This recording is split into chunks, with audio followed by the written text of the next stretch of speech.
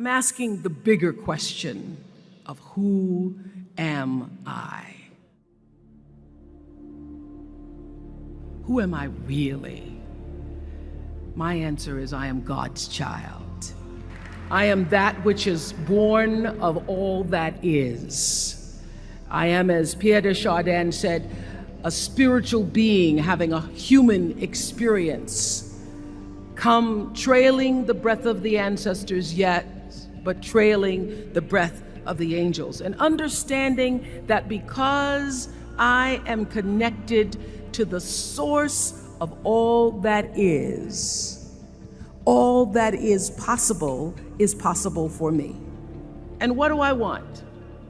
I don't want to just be successful in the world. I don't want to just make a mark or have a legacy.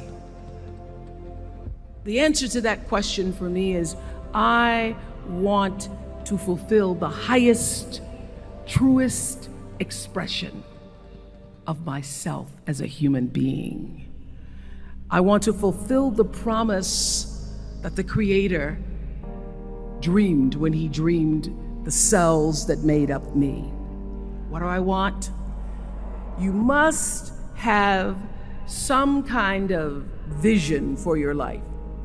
Even if you don't know the plan, you have to have a direction in which you choose to go. I never was the kind of woman who liked to get in a car and just go for a ride. You want to be in the driver's seat of your own life, because if you're not, life will drive you. Knowing who you really are in this space and time that we embody. That's number one. What do you want? Who are you? Number two, you must find a way to serve. Martin Luther King said that not everybody can be famous, but everybody can be great, because greatness is determined by service. Now, we live in a world where everybody wants to be famous and where we admire people for just being famous. We think being known brings us value.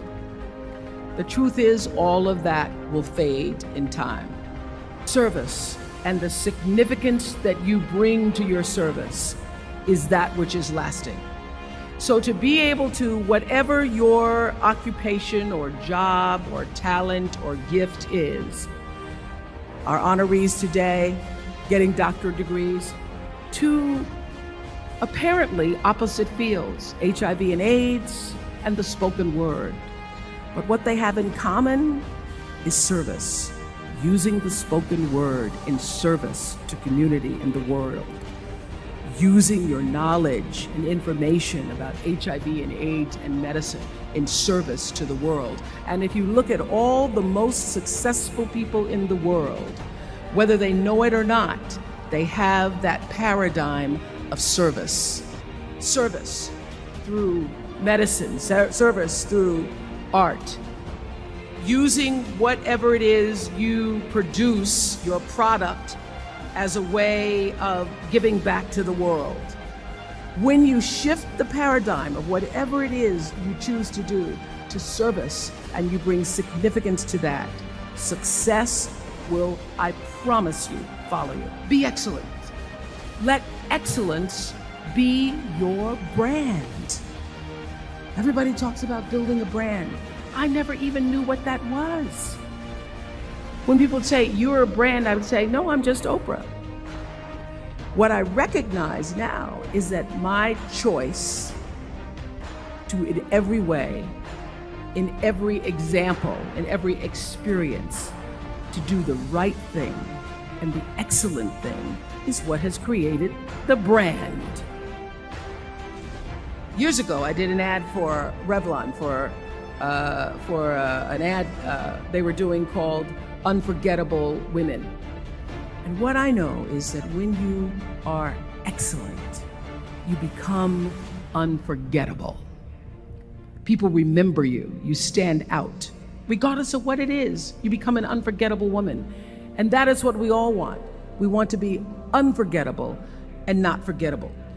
So doing the right thing, even when nobody knows you're doing the right thing, will always bring the right thing to you.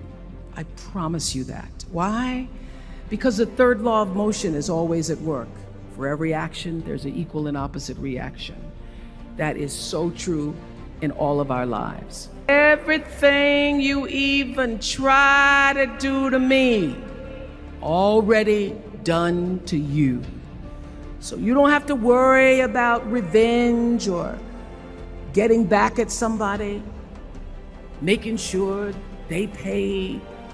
You just have to do the right thing, and the right thing will follow you even when people don't support it. I remember many times on my show. There are many shows y'all never saw. And the reason you didn't see them is because I got the last vote. The most important thing I have come to know in doing the right thing and making the right choices is understanding what we talked about yesterday. All of you leaving here have the potential for enormous success. There's a price that comes with that.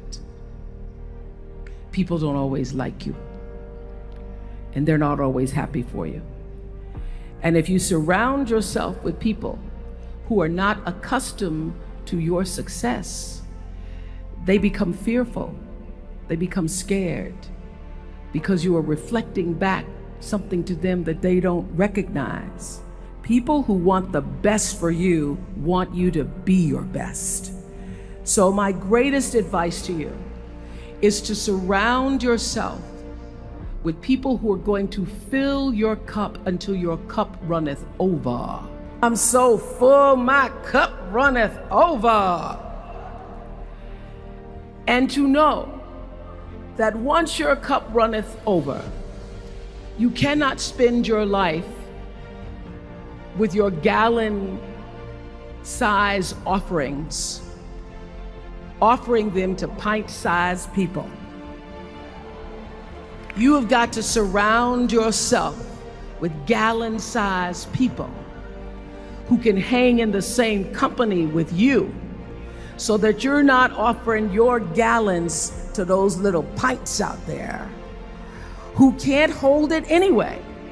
The biggest choices begin and end with you, your internal big questions.